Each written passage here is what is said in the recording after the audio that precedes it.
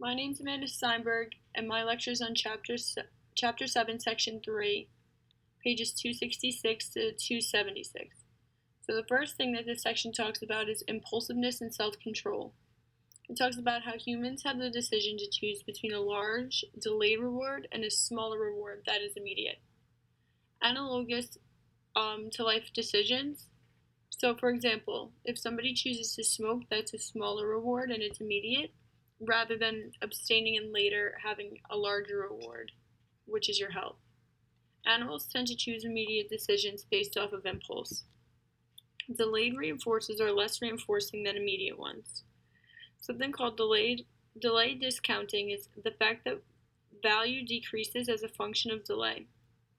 George Ansel and Howard Rachlin, they determined that self-control and impulsiveness are determined in situations where we have to choose between immediate rewards and large delayed rewards, where value is determined by relative value.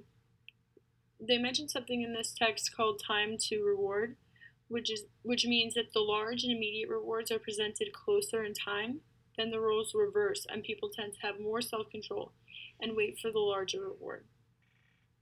Green, Fisher, and Perlow and Sherman tested in pigeons using two different colored keys with an immediate reward and a reward delayed 4 seconds later. The bird acted impulsively and always chose the immediate reward, which most animals tended to do. However, when both the rewards were delayed, but the larger one still came after the smaller one by 4 seconds, the pigeons learned to gain self-control and they waited for the bigger reward. It also talks about pre-commitment strategies, which is a method for decreasing impulsiveness and increasing self-control in which the individual makes choices well in advance.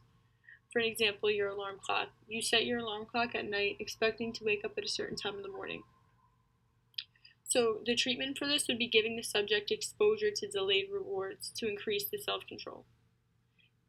Two people named Grosch and Neuringer determined that if the two rewards are visible throughout the trials, that they are more likely to show self-control.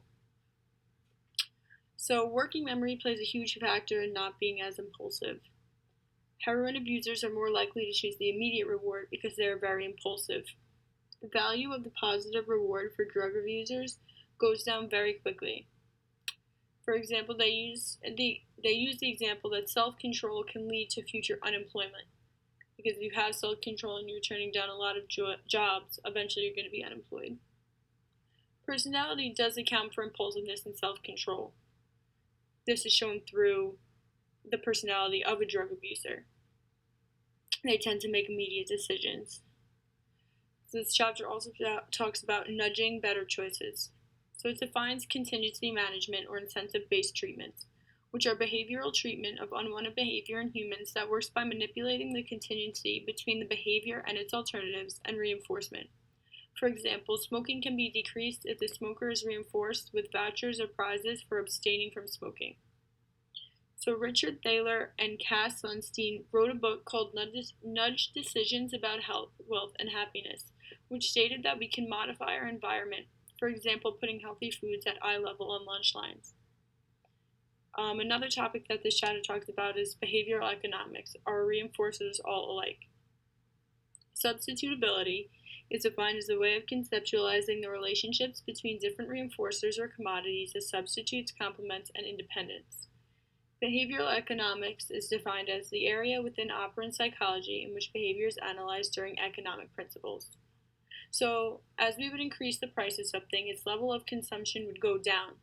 And as we would increase the price of food by increasing the fixed ratio schedule, decreases the consumption of food. So something called a demand curve, which is a function showing demand for a commodity as a function of its price. So there's three possibilities as a reinforcer increases. So the first possibility would be a substitute.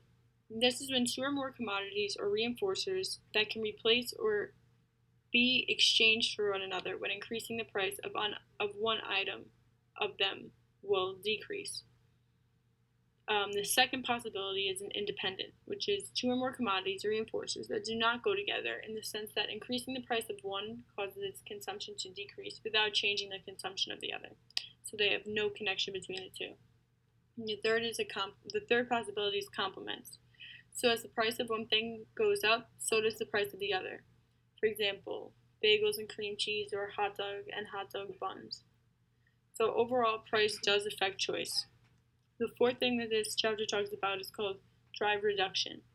So Hull proposed a theory where he believed that behavior was organized in a way that always helped the animal satisfy their needs. He called something a drive, which was defined as a theoretical construct that corresponds to motivation arising from biological needs, such as the need for food and water.